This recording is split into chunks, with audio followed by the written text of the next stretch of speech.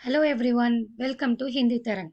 நம்ம இன்னைக்கு மதிமால பேப்பர் 2 பாக் 4 பார்ட் 4ல இருக்கிற கஹானி பாட்டில் மவுன் ஹி மந்த்ரன்ற லெசனை தான் இன்னைக்கு பார்க்க போகிறோம்.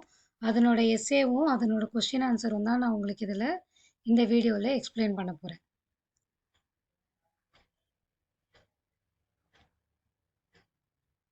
மவுன் ஹி மந்த்ர இந்த எஸ்ஸே எப்படி தெரியுமா? இந்த 2 பேராவை நம்ம நல்லா படித்தாலே போதும். மேலே 4 கொஷின் ஆன்சர் இருக்குல்ல, 4 கொஷின் ஆன்சர், இதையே தான் பிரித்து பிரித்து எழுதுகிற மாதிரி கேட்டிருப்பாங்க. இந்த லெசனில் எந்த சேஞ்சஸுமே கிடையாது. இது ஈஸியான எஸ்ஸே, வாங்க பார்க்கலாம். மவுன் ஹி மந்த்ர கஹானி கா சாராம்ஷ லிக்கியே. சைலன்ஸ்ன்றது ஒரு மந்திரம் மாதிரி அப்படின்னு, அதுதான் இந்த கதையோட மீனிங். சிவப்பா और गौरी दोनों पति पत्नी थे. சிவப்பாவும் கௌரியும் ஹஸ்பண்ட் அண்ட் ஒய்ஃப். दोनों गरम स्वभाव के थे. 2 பேருமே ரொம்ப கோபமான சுபாவம் உள்ளவங்க, ஆங்கிரி பர்சன். दोनों हमेशा लड़ते हैं. 2 பேரும் எப்பத்தாலும் ஃபைட் பண்ணுவாங்க. लड़तेना ஃபைட். अक्सर पति पत्नी पर हाथ भी उठाता था. சில டைம் வந்து ஹஸ்பண்ட் வந்து ஒய்ஃபை அடிக்கிறதுக்கு கையை கூட ஓங்குவார். इन कारणों से उनका घर नरक सा बन गया था. இப்படியே எப்பத்தாலும் ஃபைட் பண்ணிகிட்டே இருக்கிறதுனால அவங்க வீடே வந்து நரகம் மாதிரி இருந்தது. ஏக் தின் உன்கே गांव में एक साधु आए. ஒரு நாள் வந்து அவங்க வில்லேஜுக்கு ஒரு செயின்ட் வந்தார். சாதுனா செயின்ட், அதான் அந்த குருஜி சாமியார் அது மாதிரி ஒருத்தர். கௌரி உன்கே பாஸ் கயி அவர் அப்படி கஹானி சுனாயி. கௌரி வந்து என்ன பண்ணா, அந்த செயின்ட்டு கிட்ட போயிட்டு அவளோட கதையை சொன்னா. साधु ने गौरी के हाथ में चावल के दानों से भरी एक बोतल दी और कहा कि சாது வந்து கௌரி கிட்ட அவ கையில ஒரு பாட்டில் ஃபுல்லா கிரைன்ஸ் போட்டு அவ கையில கொடுக்குறா. கொடுத்துட்டு என்ன சொல்றாருன்னா, ஜப் உஸ்கே பதி गुस्से में आकर बातें करते हैं तब चावल के दानों को मुख में डाल लेना. உன் ஹஸ்பண்ட் எப்பெல்லாம் வந்து கோவப்பட்டு சத்தமாக உங்ககிட்ட வந்து பேசுகிறாரோ அப்போல்லாம் நீ என்ன பண்ணு, நான் கொடுத்துருக்குற இந்த அரிசியை எடுத்து, ஒரு கைப்பிடி அரிசி எடுத்து வாயில் போட்டுக்கோ, கொஞ்சோண்டு அரிசி எடுத்து வாயில் போட்டுக்கோ. தோடே ஹி தினோமே துமாரா கர் ஸ்வர்க ஜெய்சா ஹோ ஜாயேகா. அப்புறம் ஃபியூ டேஸில் வந்து உன்னோட வீடு ஹெவன் மாதிரி ஆயிடும். ஸ்வர்கனா ஹெவன், ஹெவன் மாதிரி ஆயிடும். इसके बाद शिवप्पा जब भी गुस्से में आकर गालियां देते तो गौरी चावल के दानों को मुख में डाल लेती थी.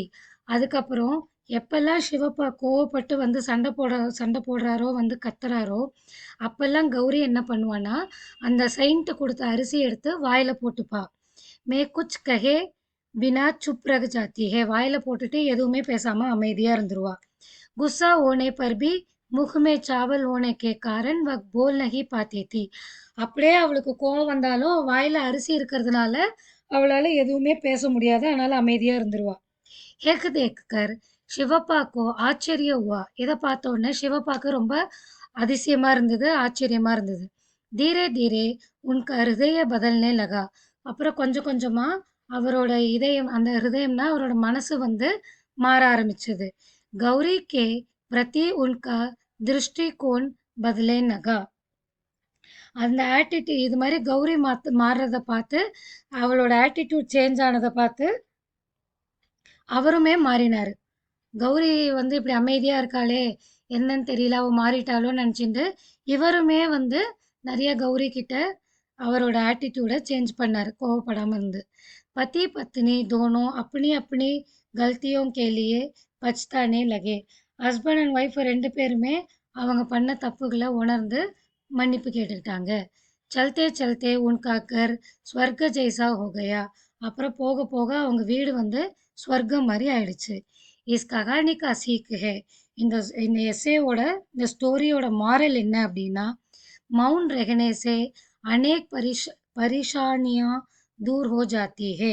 மௌனமாக நம்ம இருந்தோம் அப்படின்னா நம்மளோட நிறைய பிரச்சனைகள் காணாமல் போயிடும், அதுவாக போயிடும், பிரச்சனை எதுவும் வராமல் போயிடும். ஸோ இதுதான் வந்து இந்த எஸ்ஸேக்கான மீனிங். நான் இப்போ மேலே இருக்கிற 4 கொஷின் ஆன்சரும் உங்களுக்கு எக்ஸ்பிளைன் பண்ணுறேன். அது திருப்பி இது எஸ்ஸே இப்போ என்ன சொல்லி கொடுத்தேனோ அதே தான் அங்கேயும் இருக்கும். வாங்க பார்க்கலாம். शिवप्पा और गौरी का घर नरक सा क्यों बना? சிவப்பா வீடும் சிவப்பா கௌரி வீடு வந்து ஏன் நரகமாட்டம் இருந்தது? சிவப்பா और गौरी दोनों गरम स्वभाव के थे. ரெண்டு பேருமே வந்து ரொம்ப கோவக்காரங்க. दोनों हमेशा लड़ते हैं. ரெண்டு பேரும் எப்போதுமே ஃபைட் பண்ணுவா.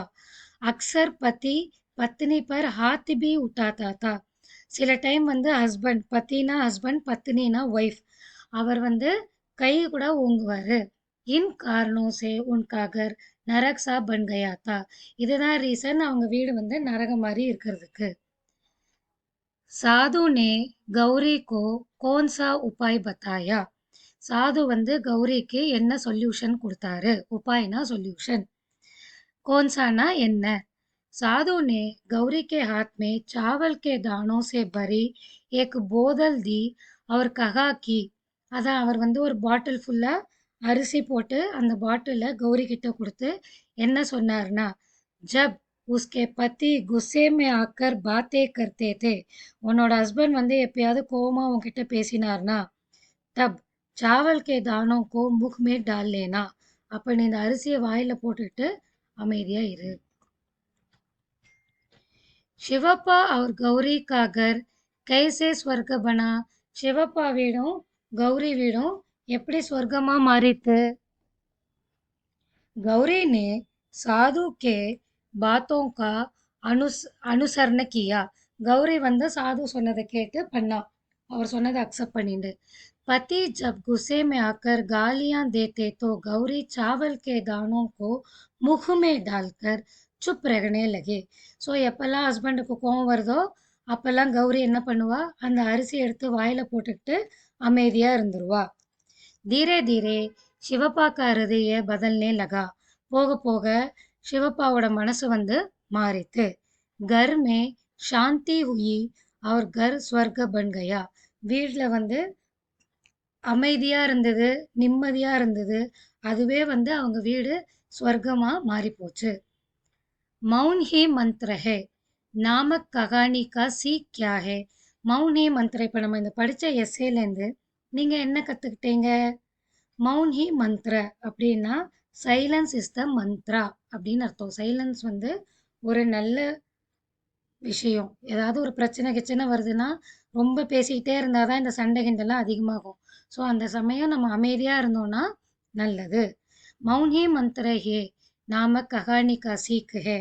அதனோட மாரல் ஆஃப் த ஸ்டோரி என்ன அப்படின்னா, மௌன் ரெகனேசா சே அநேக் பரிஷானியா தூர் ஹோ ஜாத்தி ஹே. ஸோ நம்ம அமைதியாக இருந்தோம்னா நம்மளோட நிறையா பிரச்சனைகள் வந்து தானாகவே ரிமூவ் ஆகிடும், இல்லைன்னா தானாகவே போயிடும். இதுதான் வந்து இந்த லெசனோட மீனிங். இந்த எஸ்ஸே வந்து கொஞ்சம் ரொம்ப ஈஸியே, அதனால் மிஸ் பண்ணாமல் எக்ஸாமுக்கு படிங்க. இந்த ஃபெப் 2026க்கு நம்ம இந்த எஸ்ஸே கூட எக்ஸ்பெக்ட் பண்ணலாம். நல்லா படிங்க. என்னோட எக்ஸ்ப்ளனேஷன் உங்களுக்கு பிடிச்சிருந்ததுன்னா லைக் பண்ணுங்கள், ஷேர் பண்ணுங்கள், சப்ஸ்கிரைப் பண்ணுங்கள். நான் போக போக அடுத்த ககானியும் மத்தியமால இருக்கிற லெசன்ஸும் போஸ்ட் பண்ணுவேன். என் சேனலை சப்ஸ்கிரைப் பண்ணுங்கள், லைக் பண்ணுங்கள், ஷேர் பண்ணுங்கள், சப்ஸ்கிரைப் பண்ணுங்கள். தேங்க்யூ. All the best.